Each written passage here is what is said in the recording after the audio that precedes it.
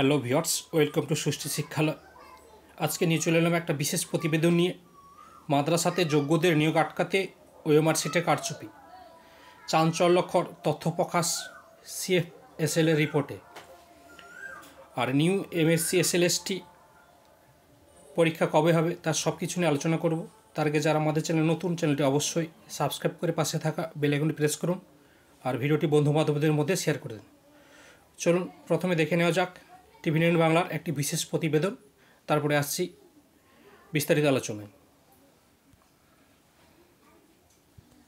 তুমি দেখতে পাচ্ছ আমরা এক্সক্লুসিভলি দেখাচ্ছি সেই ওএমআর সিট। এই কালির দাগ পরে লাগানো হয়েছে, এই কালির দাগ পরীক্ষার্থী দেয়নি, ফলে তার মূল্যায়ন হয়েছে শুধুমাত্র এর ভিত্তিতে, তাই সে ডিসকোয়ালিফাইড হয়ে গেছে, অর্থাৎ যোগ্য পরীক্ষার্থীকে অযোগ্য বানানো হয়েছে।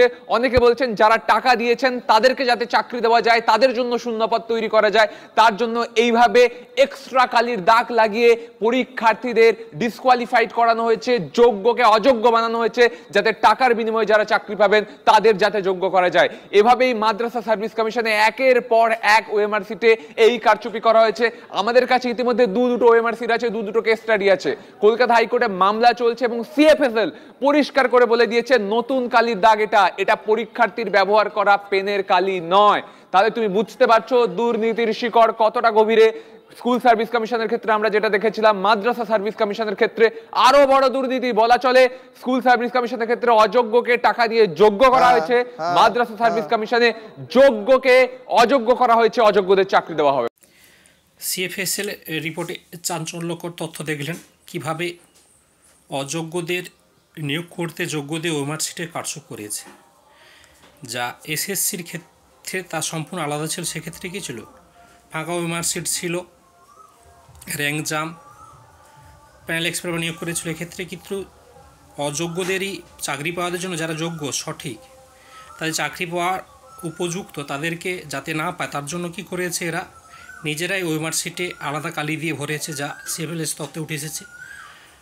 আর এক্ষেত্রে বলে রাখি, রাজ্যে অনেক দুর্নীতি হচ্ছে, যার মামলাগুলো হাইকোর্টে হয়েছে, যার অনেক মামলা এখনও সুপ্রিম কোর্টে চলছে। আর এগুলো রায় না আসার জন্য আর এদের উপযুক্ত শাস্তি না হওয়ার জন্য এরা এত সাহস পাচ্ছে দুর্নীতি করার। আশা করি সুপ্রিম কোর্টে ভালো কিছু রায় আসবে, আর যারা দুর্নীতি করছে তাদের জন্য কঠোর থেকে কঠোরতম শাস্তির ঘোষণা করবে। আর আসি নিউ SLST মাদ্রাসাতে কবে আসবে, যার গ্যাজেট নোটিফিকেশান ইতিমধ্যে প্রকাশিত হয়ে গেছে। আর যেখানে মাদ্রাসাতে প্রায় 5000 শূন্যপদে নিয়োগ করবে, যার শীঘ্রই বিজ্ঞপ্তি প্রকাশিত হবে। আশা করছি এপ্রিল মাসের শেষ বা মে মাসে নাগাদ এই মাদ্রাসা 5500 শূন্যপদের নোটিফিকেশান প্রকাশিত হবে। আর যার পরীক্ষা হওয়ার কথা ছিল, যতদূর সম্ভব আমাদের কাছে খবর রয়েছে সেপ্টেম্বর নাগাদ তার পরীক্ষা হবে। আজকে ছিল এই পর্যন্ত আপডেট। পরবর্তী আপডেট পেতে আমাদের চ্যানেলটার সঙ্গে অবশ্যই যুক্ত থাকুন। Thank you.